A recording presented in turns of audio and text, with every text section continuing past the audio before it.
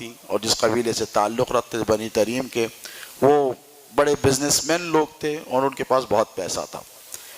ایک وجہ جو بتائی گئی ہے ابو بکر کہلانے کی، عربی زبان کا قاعدہ ہے کہ بکر اس کو کہتے ہیں جو سبقت لے جائے، جو پہل کرے ہر کام میں، یعنی میں پہلے کروں گا۔ تو سیدنا صدیق اکبر کا یہ مزاج تھا کہ نیکی کے کاموں میں وہ ہمیشہ پہل کرتے تھے، اسلام لانے سے پہلے، اسلام قبول کرنے سے پہلے۔ یعنی اگر کوئی آئے اور آ کر کہے کہ فلاں شخص پریشان ہے، 10-20 آدمی بیٹھے ہیں، سیدنا صدیق اکبر اٹھ گئے اور پہلے اس کی مدد کر دی۔ کوئی یتیم ہوتا تو سبقت لے جاتے اس کی مدد کرنے، کوئی بیوہ ہوتی تو اس کی مدد کرنے سبقت لے جاتے، یعنی پہل کر دیتے۔ نیکی کے کاموں میں پہل کرنا کوئی ان سے سیکھے۔ حضرت عمر بیان کر اہل سنت میں اختلافات بپا کرنے کی کوشش کی جائے۔ صحابہ بھی کمپٹیشن کرتے تھے لیکن نیکیوں میں بھی کمپٹیشن کرتے تھے کہ کمپٹیشن جو ہوتا وہ ہیلدی کمپٹیشن، میں زیادہ نیکیاں کروں گا، آج میں زیادہ نوافل ادا کروں گا۔ میدان کارزار میں اگر جہاد میں ہوتے تو صحابہ کہتے کہ میں زیادہ دشمنوں کا قتل کروں گا، میری تلوار زیادہ چلے گی۔ اور اگر سر کٹانے، جسم پر ضرب لگانے کی بات ہوتی تو صحابہ اس میں بھی کمپٹیشن کرتے۔ یہ قربانی کا جذبہ تھا کہ میرے ہاتھ پر، میرے جسم پر زیادہ ضرب ہونے چاہیے تاکہ میں میرے نبی کی بارگاہ میں جب جاؤں تو سرخر ہو جاؤں، دیکھیں یا رسول اللہ کٹا کے آپ کی بارگاہ میں حاضر ہوا ہوں۔ تو یہ سبقت جو لے جاتے تھے حضرت سیدنا ابو بکر رضی اللہ تعالی عنہ، اس کی وجہ سے وہ ابو بکر کہلائے۔ ایک وجہ جو بتائی گئی وہ یہ کہ بکر عربی زبان میں جوان، صحت مند اور خوبصورت اونٹ کو کہتے ہیں، اور حضرت سیدنا ابو بکر صدیق رضی اللہ تعالی عنہ کا کاروبار اونٹوں کا تھا، اور اونٹ جو ہے شپ آف دا ڈیزرٹ جسے کہتے ہیں آج کی زبان میں، وہ سب سے اہم سواری تھی ٹرانسپورٹیشن کے لیے، مال برداری کے لیے، بلکہ وہ ایسی چیز تھی جس کے بغیر عرب رہ ہی نہیں سکتے تھے اور آج بھی نہیں۔ اور قرب قیامت میں بھی یہی ہوگا، جب ٹیکنالوجی ختم ہو جائے گی، سیٹلائٹ سارے گر جائیں گے، جب کمیونیکیشن فیل ہو جائے گا، جب اب دیکھیں آگے آٹومیٹک کارز آنے والی ہیں، یورپ امریکہ میں آگے جو ٹیسلا جسے کہتے ہیں، یعنی ڈرائیور لیس کار، سیٹلائٹ سے چلے گی، کوئی ڈرائیور کی ضرورت نہیں ہے، ہوتے ہوتے وہی رفتار جائے گی، آپ ہم سب اسی گاڑیوں میں پھریں گے۔ تو جب ٹیکنالوجی فیل اور کولیپس ہو جائے گی تو پھر پلٹ کر لوگ گھوڑوں اور اونٹوں کی طرف آئیں گے۔ امام مہدی کا جب دور آئے گا تو پھر یہ گھوڑے اور اونٹ ہی چلنے والے ہیں، پھر ہر چیز پلٹتی ہے۔ وَتِلْكَ الْأَيَّامُ نُدَاوِلُهَا بَيْنَ النَّاسِ، اللہ فرماتا ہے کہ ہم لوگوں میں دنوں کو الٹ پلٹتے رہتے ہیں، زمانے پلٹ کر لے کر آتے ہیں۔ تو یہ جو اونٹوں کا کاروبار تھا اور بڑے خوبصورت اونٹوں کا کاروبار تھا، تو اور بڑی کثرت سے سیدنا ابو بکر صدیق کے پاس یہ اونٹ ہوا کرتے تھے، تو اس وجہ سے بھی آپ ابو بکر کہلائے۔ اس کی بھی ایک وجہ بتائی گئی ہے۔ جیسے میں نے آپ سے عرض کیا کہ امیر المومنین سیدنا ابو بکر صدیق رضی اللہ تعالی عنہ کے مزاج میں ہمیشہ سے توحید تھی، وہ شرکیہ حرکات سے اجتناب کرتے تھے، کبھی بتوں کے سامنے جا کر منتیں اور اپنی حاجتیں پوری نہیں کی۔ اور عام الفیل جو ابرہہ بادشاہ کا جو واقعہ تھا، اس کے 2 سال 4 مہینے کے بعد ولادت ہوئی، تو حضور سے سیدنا صدیق اکبر کی عمر مبارک بالکل اتنی ہی تھی، 2 سال 3-4 مہینے کا آپ دونوں میں فرق تھا۔ تو اللہ نے حضرت ابو بکر کو یوں سنے اور یوں سمجھیں کہ میرے اور آپ کے نبی کی دوستی کے لیے منتخب فرما لیا تھا کہ کوئی تو ہو جو میرے نبی کا دوست ہو، محبوب ہو۔ حضور نے یہاں تک بھی ارشاد فرمایا کہ اے ابو بکر، مجھے تجھ سے اتنی محبت ہے، میں چاہتا کہ تجھے اپنا خلیل کہوں، لیکن کیا کہوں کہ میرا خلیل میرا رب ہے۔ یعنی اس قدر محبت میرے نبی پاک علیہ السلام کو اس ذات بابرکت سے تھی۔ اور بڑا افسوس ہے کہ کچھ لوگ ہیں جو راوزی ذہن کے، جو سرکار صدیق اکبر کی شان اقدس میں گستاخیاں کرتے ہیں۔ اللہ جو پڑوسی ملک کے جو فتنے خارجیت اور ناصبیت اور راوزیت کے چل رہے ہیں، پاکستان میں جو ہو رہا ہے، اللہ اس سے ہمارے ملک کو محفوظ رکھے، پروردگار ہمارے آپ کی نسلوں کی حفاظت فرمائے، یقیناً بہت زیادہ ضروری ہے۔ دیکھیں کہ صحابہ کی زندگی ہمارے لیے اسوہ حیات ہے، زندگی گزارنے کا سلیقہ اور طریقہ، انہی سے ہم کو سیکھنا ہے۔ یہ آئیڈیل ماڈل ہے، انہوں نے نبی کی زندگی کو پریکٹیکل کر کر آپ کے سامنے ہمارے سامنے پیش فرمایا۔ پھر یہ چین آف ٹرانسمیشن چلا، جو حضور کرتے وہ صحابہ نے کیا، جو صحابہ نے کیا وہ تابعین نے کیا، جو تابعین نے کیا وہ تبع تابعین نے کیا، اسی کو محدثین نے لکھا، اسی سے مفسرین نے تفسیر کی، اسی سے فقہاء نے اسلام کے شریعت کے اصول اور ضوابط مدون کیے اور فقہ کی کتابیں پڑھی تاکہ آپ کو وضو کرنا آئے، غسل کرنا آئے، نماز پڑھنا آئے، حج کرنا آئے، زکوٰۃ دینا آئے، یہ ساری چیزیں آپ میں سیکھی۔ تو پتہ یہ چلا کہ صحابہ کا اسلام کی تبلیغ اور اسلام کی حفاظت میں بہت زیادہ اہم کردار ہے، اور تمام صحابہ میں سیدنا ابو بکر صدیق رضی اللہ تعالیٰ عنہ کا ایک ممتاز اور نمایاں مقام ہے، اور ان کی خدمات اپنی جگہ مسلمہ ہیں۔ حضرت سیدنا ابو بکر صدیق رضی اللہ تعالیٰ عنہ میرے نبی ابھی اعلان نبوت فرمانے والے ہیں، بالکل 40 سال کی عمر مبارک ہو گئی۔ یہاں ایک مغالطہ ہو جاتا ہے کہ نبی کو 40 سال میں نبوت ملی، نہیں، میرے نبی نے فرمایا کنت نبیم و آدم بین الماء والتین، میں اس وقت بھی نبی تھا جب آدم مٹی اور پانی کے درمیان تھے، یعنی آدم کی مٹی یہاں پڑی ہے، پانی یہاں پڑا ہے۔ حضور فرماتے ہیں میں اس وقت اعلان نبوت کیا۔ کیا کیا؟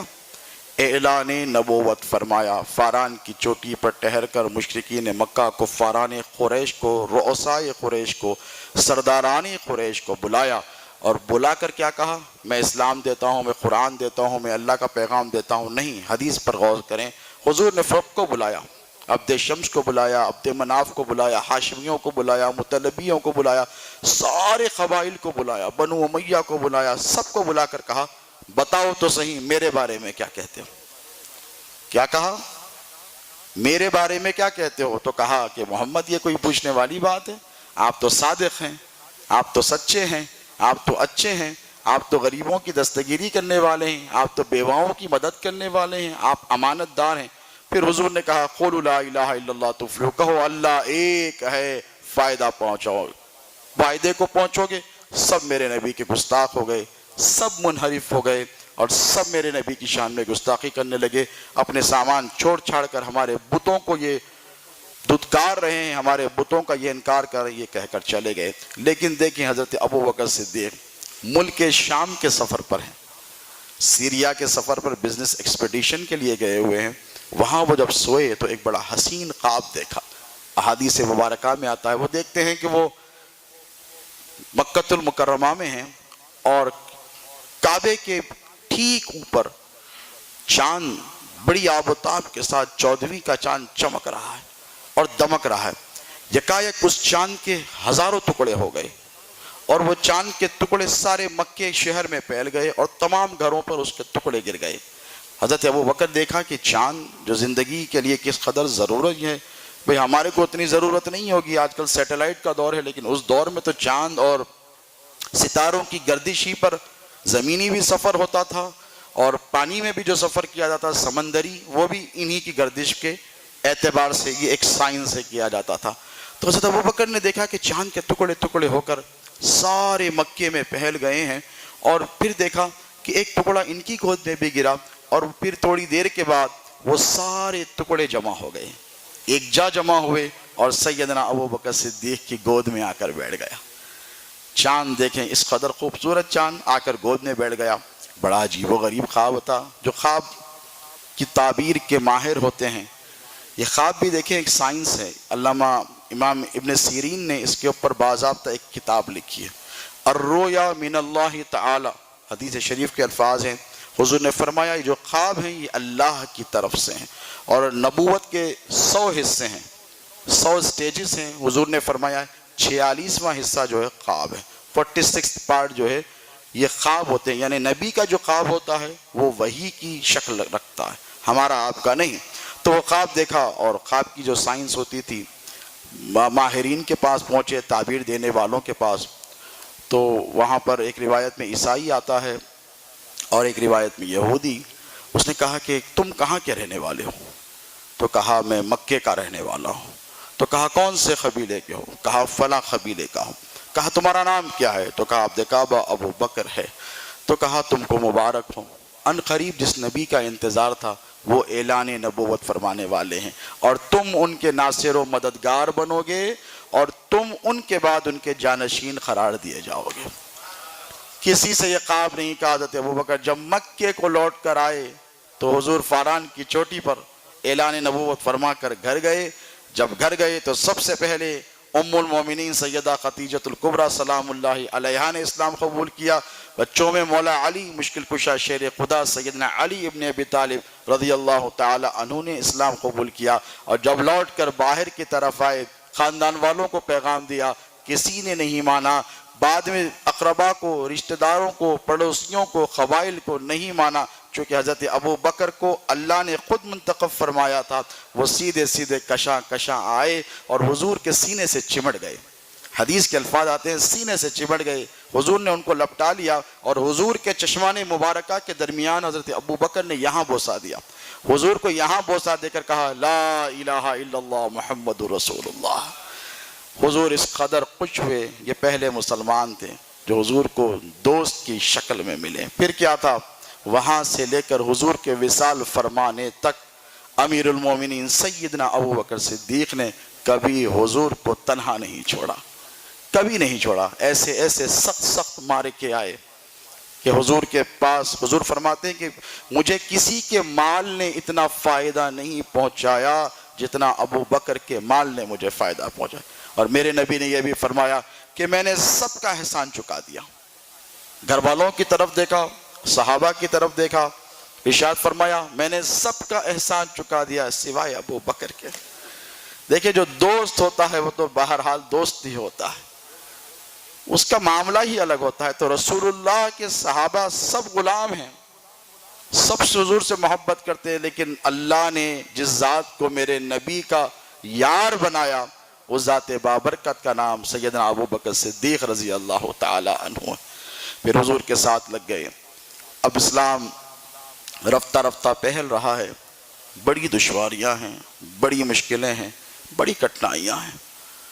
حضرت یاسر جو حضرت عمار کے والد ہیں وہ بھی اولین میں سے ہیں جنہوں نے اسلام قبول کیا۔ ان کی اہلیہ حضرت سمیہ وہ پہلی خاتون ہیں، یعنی یوں سمجھے کہ پہلی اسلام کی شہید وہی ہوئی ہیں۔ اس قدر بے دردی سے ان کو قتل کیا گیا کہ آپ تصور نہیں کر سکتے۔ اب حضور کیا کرتے، گھر میں تو سب دشمن ہو گئے تھے، ابو لہب ہے، دیگر لوگ ہیں، اور یہ کہہ رہے تھے کہ ہمارے بتوں کا انکار کر دیا، ہم ان کو چھوڑنے والے نہیں۔ تو خفیہ طور پر سیکریسی میں اسلام کی تبلیغ کا کام شروع ہوا۔ ایک گھر حضرت یاسر نے انتخاب کیا، اس کا نام دارالارقم رکھا گیا۔ یوں سمجھیے کہ اسلام کی تبلیغ کا وہ پہلا مرکز بنا۔ وہاں پر کیا کرتے، چھپ چھپا کر صحابہ کا جذبہ دیکھیں، صحابہ کی خدمات دیکھیں۔ اسلام جو ہم کو ملا ایسے ہی نہیں ملا ہے، بہت قربانیوں کے بعد ملا۔ حضرت یاسر جاتے، کسی کو پکڑ کے لاتے، راستے میں خفیہ طور پر اندھیری رات میں بیٹھے، تمہیں پتہ ہے نبی آ گئے ہیں، نبی آخر الزماں آئے ہیں۔ وہ خیر کی طرف بلاتے ہیں، وہ بتوں کی پرستش سے روکتے ہیں، وہ ایک اللہ کا پیغام دیتے ہیں۔ ان کے بارے میں توریت میں بھی ہے، زبور میں بھی آیا ہے، یہود بھی جانتے ہیں، نصرانی بھی جانتے ہیں۔ تو اس طریقے سے وہ اسلام کی تبلیغ کرتے۔ اگر کوئی موٹیویٹ ہو جاتا یا انفلوئنسڈ ہو جاتا ان کی گفتگو سے تو کہتا اچھا چلو میں بھی چلتا ہوں۔ خاموشی سے چھپ کے رات کے اندھیرے میں اس گھر میں لے جاتے اور لے جا کر وہاں پر حضور کے سامنے پیش کر دیتے۔ ایک بار جو حضور کے پاس آ جاتا اور اس کی ہدایت کا وقت اگر متعین ہوتا وہ تو پھر اسلام قبول کر کے ہی جاتا۔ تو ایسا خفیہ طور پر اسلام، تو اس تحریک میں سب سے آگے امیر المومنین سیدنا ابو بکر صدیق رضی اللہ تعالی عنہ کا نام مامی اس میں گرامی آتا ہے۔ جب مشرکین مکہ کو پتہ چل گیا، بات منظر عام پر آ گئی کہ ابو بکر اور ان کے ساتھیوں نے، یاسر وغیرہ نے، علی نے یہ اسلام کی تبلیغ کا کام چھپ چھپا کر شروع کر دیا ہے، تو ابو جہل اور ابو لہب کو، امیہ بن خلف کو، یہ جو رؤسائے قریش تھے، سرداران قریش، بہت غصہ آیا، بہت غصہ۔ ابو سفیان وغیرہ یہ بہت غصے میں آئے اور کہا اچھا ایسا ہے، اس میں پیش کون ہے؟ یہ جو آ رہے ہیں خرچ کون کیا رہا ہے، گھر لیا ہے تو کس نے کیا؟ تو پتہ چلا حضرت ابو بکر اس میں پیش ہیں، وہ مالدار تھے، دولت، حضرت عمر تو ابھی آئے بھی نہیں ہیں، وہ مالدار تھے، بڑے پیش ہیں۔ تو اچھا تو کہا پلاننگ بنا کر کہا ٹھیک ہے کام کرتے ہیں، اب جب یہ دارالارقم میں لوگوں کو جمع کریں گے ہم رات رات حملہ کر دیں گے۔ ایسے ہی ہوا، حضور پر حملہ کیا گیا، اللہ کی مدد شامل حال رہی۔ دیگر صحابہ کرام نے حضور کو بڑی ہوشیاری کے ساتھ اس جگہ سے منتقل فرما دیا۔ حضرت ابوبکر دروازے کے سامنے آ کر ٹھہر گئے، ڈٹ گئے، اور کسی کو آنے اندر نہیں دے رہے۔ حضرت ابوبکر پر یک بار حملہ کر دیا گیا اور جسم لہو لہان ہو گیا، سر سے، منہ سے، چہرے سے، ہاتھوں سے، پیروں سے، ہر طرف سے زخمی کر دیا گیا، خون آلود ہو گئے، خون ہو گئے اور بے ہوش ہو کر گر گئے۔ آپ کے والد کو، والدہ کو اطلاع دی گئی کہ ابو بکر کو مارا گیا ہے، پیٹا گیا۔ زندگی میں کبھی کسی سے بڑی بات نہیں کی، زور سے بات نہیں کی، کوئی کسی سے اختلاف حضرت ابو بکر کی حیات میں نہیں تھا۔ والدین پریشان، اتنے اچھے آدمی کو مارا گیا جو کبھی کسی کا برا نہیں چاہتا، ہمیشہ بھلا، اور کسی سے وہ بات میں اختلاف تک نہیں کرتا، تو لڑائی کی کیا بات ہو گئی؟ ان کو بھی پتہ نہیں تھا، یہ چھپ چھپا کر یہ کام چل رہا ہے۔ حضرت ابوبکر کو بہرحال اٹھا کر لے گئے، اطباء کو بلایا گیا۔ اب دیکھیں یار غار کی دوستی، محبت اور جذبہ قربانی رسول اللہ صلی اللہ علیہ وسلم کے ساتھ غشی کی حالت میں ہیں، بے ہوشی کی حالت میں ہیں، اور کہتے ہیں کہ میرے نبی کا کیا حال ہے، میرے نبی کا کیا حال ہے، بتاؤ تو صحیح میرے نبی کیسے ہیں، کیا میرے نبی کو تکلیف پہنچائی گئی؟ اسی حال میں دوا لا کر دی گئی، پھینک دیا۔ زخم پر مرہم لگانے کے لیے طبیب آیا، ڈاکٹر، پھینک دیا۔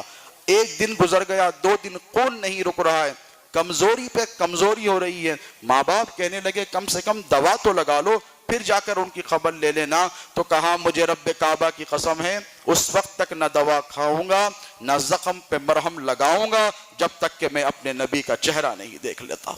ماں باپ ہار گئے، کہنے لگے ہم تو اب کچھ نہیں کر سکتے۔ اطلاع کی حضرت یاسر کو، کہا دیکھو محمد کیسے ہیں؟ تو کہا اچھے ہیں۔ ابو بکر کا اتنا برا حال ہے کہ دوا لگانے نہیں دیتے، دوا پلانے نہیں دیتے، اس طریقے سے رہیں گے تو مر جائیں گے، کم سے کم ایک بار محمد کو بلا لو تاکہ ہمارا بیٹا ان کو دیکھ لے، پھر دوا اور ان کا علاج کا سلسلہ شروع ہو سکے۔ اب دیکھیں مورخین نے، محدثین نے اس واقعے کو یوں نقل فرمایا، ادھر حضور بھی بے چین ہے کہ میرے ابو بکر کا کیا ہوا ہے، کیا وہ زخمی ہے، اس کی حالت کیسی ہے، حضور کا دل بھی بے چین و بے قرار ہے، حضرت ابو بکر بھی بے چین و بے قرار ہے۔ حضور اپنے حجرے مبارکہ سے نکلے، حضرت ابو بکر اپنے گھر سے نکلے، دونوں آ رہے ہیں۔ صحابہ نے بیان کیا ہے، دیکھنے والی آنکھوں نے دیکھا ہے کہ جو دیکھتا اشک بار ہو جاتا۔ ادھر سے صدیق اکبر کی آنکھوں سے آنسو رواں ہیں، ادھر حضور کے چہرے اقدس سے آنسوؤں کا سیلاب رواں ہے۔ دونوں مل کر آئے اور آ کر حضور کو ایسے ہاتھ لگایا جیسے کوئی ماں اپنے بچے کو دیکھتی ہے بہت دنوں کے بعد، ملنے کے بعد، سب ٹھیک ٹھاک ہے۔ اس قدر محبت تھی، حضور کے چہرے پر ہاتھ لگاتے ہیں، حضور کے سینے پر ہاتھ لگاتے ہیں، حضور کے دستہائے مبارکہ پر ہاتھ لگاتے ہیں، خدموں کو ہاتھ لگا کر دیکھ کر کہتے ہیں یا رسول اللہ آپ خیریت سے تو ہیں؟ میرے حضور فرماتے ہیں ہاں ابو بکر میں اچھا ہوں، تیرا کیا حال ہے؟ تو کہا یا رسول اللہ آپ کو دیکھ لیا اب میں اچھا ہو جاؤں گا۔ یہ جذبہ محبت، اس کے بعد پھر علاج کا سلسلہ شروع کیا گیا۔ اس قدر حضور پاک علیہ الصلوۃ والسلام سے قرب تھا سرکار سیدنا صدیق اکبر رضی اللہ تعالی عنہ کو کہ حضور کی ہر ضرورت کا خیال رکھتے۔ کئی مرتبہ ایسے واقعات رونما ہوئے حضرت عمر کے اسلام قبول کرنے کے بعد، اسلام کو معرکوں کے لیے، جنگوں کے لیے، ایکسپیڈیشنز کے لیے، وارز کے لیے، ایمونیشنز کے لیے جب پیسے کی ضرورت پڑی تو ایک معرکے میں حضور نے کہا کون ہے جو لے کر آئے اپنا مال میرے لیے؟ تو حضرت عمر گئے، آج موقع ہے، پیسہ ویسا میرے پاس بھی بہت ہے، آج میں تو ابو بکر پہ سبقت دے کر ہی جاؤں گا، آج تو میں رسول اللہ کی بارگاہ میں سرخرو ہو کر بتاؤں گا۔ یہ ہیلتھی کمپٹیشن تھا۔ گئے، آدھا اپنا پوری پونجی، یعنی یوں سمجھے 10 لاکھ ہو تو 5 لاکھ لے کر آ گئے، جو تھا پورا آدھا کر دیا، لے کر آئے، بڑے کر و فر کے ساتھ، بڑے فخر کے ساتھ، بڑے خوش ہو کے آ کے کہنے لگے یا رسول اللہ یہ عمر کی طرف سے ہے۔ تو حضور نے کہا عمر کتنا لایا ہے؟ تو کہا یا رسول اللہ پورا آدھا لے کر آیا ہوں، جتنا تھا اس کو آدھا کر دیا، آدھا اسلام کے لیے لے کر آیا ہوں۔ کہا رکھ دو، بیٹھ جاؤ۔ بیٹھ گئے، ادھر سے حضرت ابو بکر آئے، وہ بھی لے کر آئے سارا مال اور لا کر خدموں میں رکھ دیا اور کہا یا رسول اللہ لے کر آیا ہوں۔ حضور نے پوچھا ابو بکر کتنا لایا ہے؟ تو کہا یا رسول اللہ جتنا تھا سارا لے کر آیا ہوں، سب کچھ لے کر آیا ہوں۔ تو حضور مسکرا کر حضرت عمر کی طرف دیکھنے لگے تو حضرت عمر نے کہا آج پھر میں ابو بکر سے ہار گیا۔ تو حضور مسکرا کر پوچھے اے ابو بکر گھر والوں کے لیے بھی کچھ چھوڑا ہے؟ اپنی بیوی بچوں کے لیے ماں باپ کے لیے بھی کچھ چھوڑا ہے تو کہنے لگے یا رسول اللہ گھر میں اللہ اور اس کے رسول کو چھوڑ کر آیا ہوں، صرف اللہ۔ یہ توکل صحابہ کرام رضوان اللہ تعالی علیہم اجمعین کا تھا، اور اس میں خاص مقام، ممتاز مقام امیر المومنین سیدنا ابو بکر صدیق رضی اللہ تعالی عنہ کا ہے۔ پھر اس کے بعد ایسے ایسے معرکوں میں پیش ہوئے، بدر کا معرکہ، ادھر سے حضرت ابو بکر ہے، ادھر سے ان کے صاحبزادے ہیں۔ حضرت ابو بکر حضور کی طرف سے ہیں، مسلمانوں کی طرف سے ہیں، ان کے صاحبزادے ابو لہب، ابو جہل، امیہ بن خلف کی طرف سے، ابو سفیان کی طرف سے ہیں، وہ جنگ میں ہیں۔ بعد میں وہ اسلام قبول کیے، بعد میں بہت دنوں کے بعد۔ تو ایک مرتبہ اپنے والد کے سامنے بیٹھے، دیکھیں رسول اللہ پر مر مٹنے کا جذبہ کیا ہوتا ہے۔ آج رشتہ داریوں کو اہمیت دی جاتی ہے، اگر کسی کا بچہ بدعقیدہ ہو جائے یا اسلام سے برگشتہ ہو جائے تو کہتے ہیں نہیں ہمارا بیٹا ہے، کیا کریں مجبور ہیں۔ اگر وہ عقیدہ بدل گیا ہے اس کا تو ہم کیا کریں، اگر گستاخ ہو گیا ہے تو ہم کیا کریں، ہے تو ہمارا بیٹا۔ صحابہ کی زندگی دیکھیں جو ہمارے لیے رول ماڈل ہیں، ایسا نہیں چلنے والا ہے۔ حضرت ابو بکر صدیق رضی اللہ تعالیٰ عنہ سے صاحبزادے نے کہا کہ بابا ایک بات بتاؤں؟ تو کہا بولو۔ تو کہا آپ بدر کے میدان میں میری تلوار کی زد میں تھے، آپ میری تلوار کی زد میں تھے، اور میں تلوار چلا دیتا تو آپ کی گردن آپ کے جسم سے الگ ہو جاتی۔ تو حضرت ابو بکر مسکرا کر کہنے لگے کیوں نہیں چلائی، کیوں نہیں چلائی تلوار؟ تو کہا بابا کیسے چلاتا، آپ میرے والد ہیں، آپ میرے باپ ہیں، میں آپ پر تلوار کیسے چلاتا؟ رشتہ داری کا لحاظ کر کے میں نے آپ کو چھوڑ دیا تھا۔ تو حضرت ابو بکر مسکرا کر کہے اللہ کا شکر ادا کر کہ تو میری تلوار کی زد میں نہیں تھا۔ کہا اے بیٹے اللہ کا صد شکر ادا کر کے تو میری تلوار کی زد میں نہیں تھا، رب کعبہ کی قسم اگر تو میری تلوار کی زد میں آتا تو میں یہ نہیں دیکھتا کہ میرا بیٹا میرے مقابلے میں ہے، میں یہ دیکھتا کہ میرے نبی کا دشمن میرے مقابلے میں، اور تیرا سر تیرے تن سے جدا کر دیتا۔ یہ جذبہ صحابہ تھا، تبھی تو اسلام سربلند ہوا، ساری دنیا میں پھیلا۔ بے شمار معرکوں میں آقا علیہ السلام نے حضرت ابو بکر کو اپنے ساتھ رکھا۔ ایک سب سے اہم واقعہ جس کے رونما ہونے کے بعد اللہ نے حضرت ابو بکر کی صحابیت کو قرآن میں ذکر کیا، یعنی سب کو حضور نے صحابہ کہا اور حضرت ابو بکر کو اللہ نے صحابی رسول کا ٹائٹل عطا فرمایا۔ وَإِذْ يَقُولُ لِصَاحِبِهِ إِنَّ اللَّهَ لَا تَحْزَنْ إِنَّ اللَّهَ مَعَانَا۔ حضور اقدس صلی اللہ علیہ وسلم پر جب عرصہ حیات کو تنگ کر دیا گیا، بہت مشکل ہو گیا مکے میں رہنا، اللہ نے فرمایا کہ محبوب اب ہجرت کرو مدینے کی طرف، یثرب کی طرف، تم یہاں نہیں رہ سکتے۔ محاصرہ گھر کا کیا گیا، حضور نے حضرت علی کو بلایا، کہا بستر پر سو جانا، یہ امانتیں ہیں ساتھ پہ رکھ لینا، اور یہ ساری امانتیں لوٹا دینا، اور لوٹ آ کر میرے سے آ کر مدینے میں ملنا۔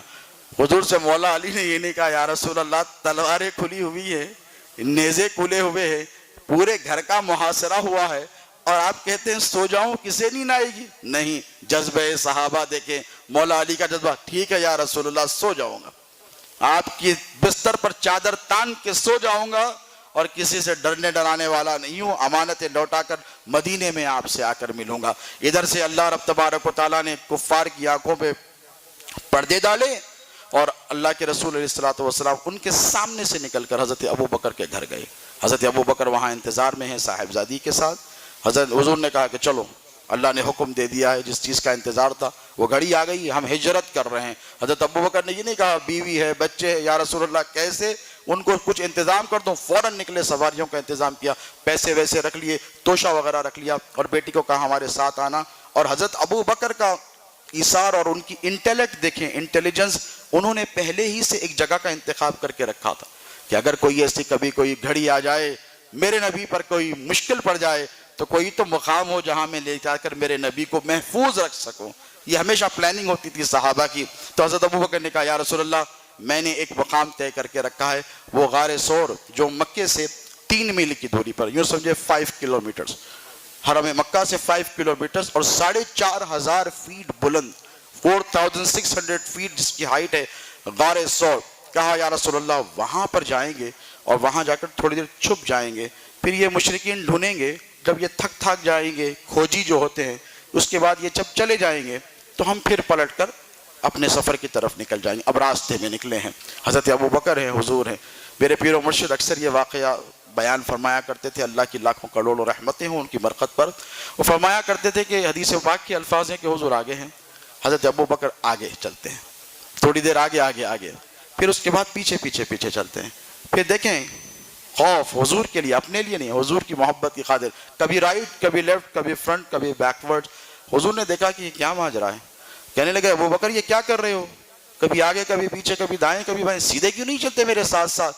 تو کہنے لگے کیا کروں یا رسول اللہ, جب مجھے یہ خوف ہوتا ہے کہ دشمن سامنے سے حملہ آور ہو جائے گا, سامنے سے آپ پر تلوار کا وار چلے گا, تو ابو بکر سامنے ہو جاتا ہے تاکہ جب دشمن حملہ کرے تو ابو بکر کی گردن اڑ کر آپ کے قدموں میں گر جائے, قربان ہو جائے. پیچھے سے جب تیر اندیشوں کا ڈر ہوتا ہے کہ کوئی تیر چلائے گا تو یا رسول اللہ میں پیچھے ہو جاتا ہوں. دائیں بائیں سے جب ڈر ہوتا ہے تو دائیں بائیں ہو جاتا ہوں. یہ جذبہ تھا. حضور نے کہا ڈرنے کی ضرورت نہیں ہے, چلو ہمارے ساتھ. دونوں مل کر چلے. اب ادھر پیچھے سے کھوجیوں کو لگا دیا گیا تھا اور اس میں ایک نام ہے سراقہ, وہ بعد میں اسلام قبول کیے. وہ بڑے ایکسپرٹ تھے لوگوں کو ڈھونڈنے میں, یعنی جاسوس ٹائپ کے آدمی تھے.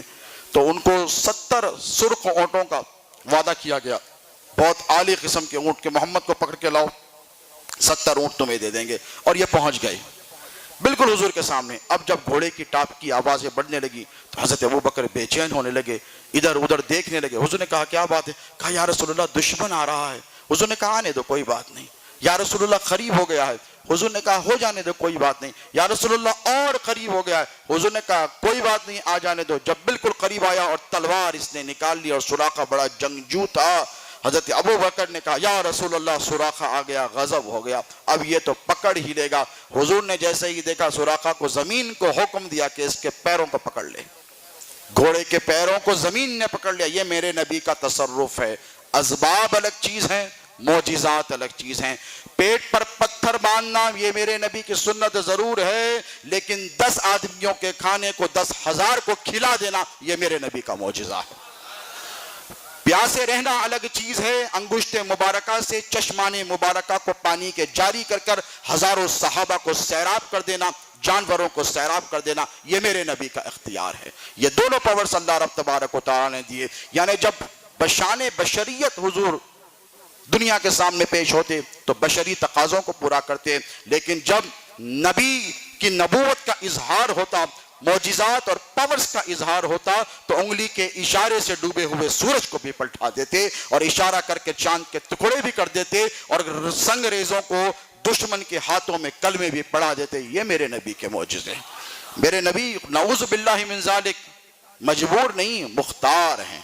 بھئی قرآن پڑھنے والے پڑھیں, جا بجا پیغمبروں کے معجزات سے قرآن بھرا پڑا ہوا ہے کہ نہیں.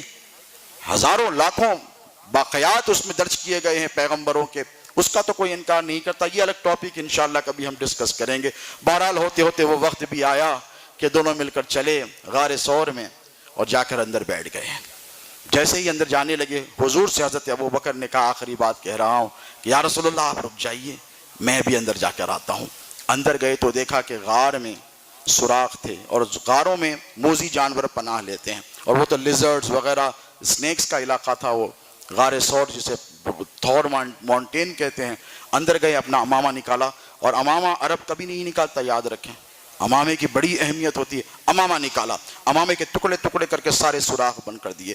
جب دیکھا کہ اب پورے بند نہیں ہوئے تو کرتا نکالا, کرتے نکال کر کرتا پھاڑ دیا. حضرت ابو بکر بڑے شرم والے تھے کہ نہیں کبھی کسی نے انہیں بغیر کرتے کے نہیں دیکھا تھا. حضرت عثمان کا بھی وہی حال تھا, لیکن کیا کریں, نبی پر قربان کرنا ہے. کرتا پھاڑ دیا, سارے سوراخ بند کر دیے. ایک سوراخ رہ گیا تو حضور سے کہا سرکار تشریف لائیے. حضور اندر تشریف لائے, بہت تھک گئے تھے. دیکھیں غار ثور کا آدھا راستہ حدیث شریف میں آتا ہے حضرت ابو بکر نے میرے نبی کو اپنی پشت پر اٹھا لیا تھا, پیٹ پر اٹھا کر لے گئے. بڑے نحیف و کمزور تھے, کوئی بڑی طاقت نہیں تھی, لیکن بتانا تھا کہ یا رسول اللہ ابو بکر تنہا ہے تو کیا ہوا, اس کی جان آپ کے لیے حاضر ہے, قربان ہے.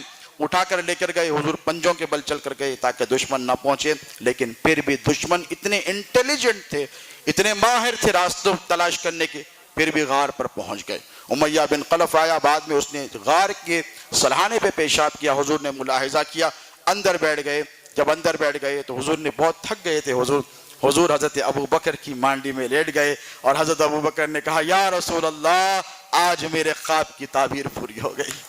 جو چاند انہوں نے دیکھا تھا خواب میں، حضور ایمان لانے سے پہلے جو گود میں آ کر بیٹھ گیا تھا، کہا آج میرے خواب کی تعبیر پوری ہو گئی۔ حضور تھوڑی دیر آرام فرمانے لگے تو اسی اثنا میں حضرت ابو بکر نے ایک سراغ جو رہ گیا تھا اپنے ایڑی لگا دی، پیر کی ایک ایڑی لگا دی، اور اندر ایک سانپ بیٹھا تھا، سفوکیٹ ہو گیا، اسے کوئی آکسیجن نہیں ملی، ڈسنے لگا۔ ایک بار، دو بار، تین بار، چار بار، کئی بار ڈسنے لگا۔ جب شدت درد بڑا حد سے تجاوز کیا تو رخسار مبارکہ سے آنسو بہہ کر حضور کے چہرے پر گر گئے۔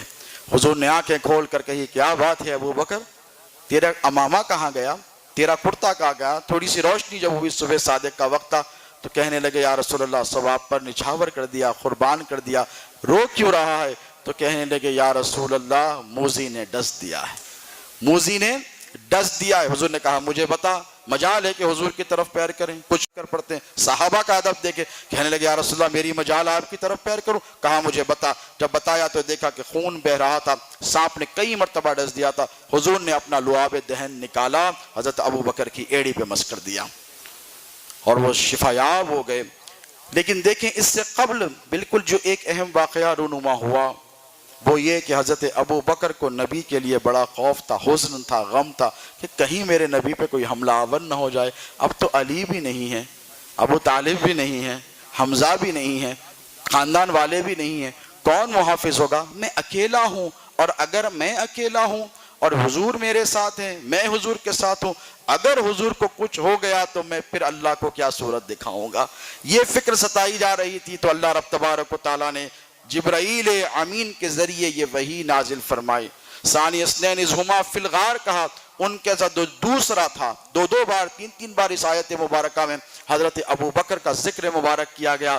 وَإِذْ يَقُولُ لِصَاحِبِهِ لَا تَحْزَنْ، انہوں نے اپنے صاحب سے کہا لا تحزن، ڈر مت، اللہ ہمارے ساتھ ہے۔ تو ان کی صحابیت کو اللہ رب تبارک و تعالیٰ نے قرآن پاک میں جس کا تذکرہ فرمایا وہ ذات بابکر سیدنا ابو بکر صدیق رضی اللہ تعالی عنہ کی ہے۔ اللہ سے دعا ہے کہ مولا کریمہ ہمیں ایسی محبت عطا فرما تیرے نبی کی جیسے تیرے نبی کے اصحاب تیرے محبوب سے محبت کیا کرتے تھے۔ ہمیں سرکار سیدنا ابو بکر صدیق رضی اللہ تعالی عنہ کی اتباع کرنے کی توفیق عطا فرما، صحابہ کرام کا ادب کرنے کی توفیق عطا فرما، اہل بیت اطہار کی سچی پکی محبت عطا فرما۔ اے پروردگار جو کچھ کہا گیا ہے، سنا گیا ہے، سننے کہنے سے زیادہ ہمیں اس پر عمل کرنے کی توفیق عطا فرما، ہم سب پر فضل فرما، ہم سب پر کرم فرما، بیماروں کو شفا عطا فرما، پریشانیوں کو دور فرما، بے روزگاروں کو رزق عطا فرما، بے اولادوں کو اولاد عطا فرما۔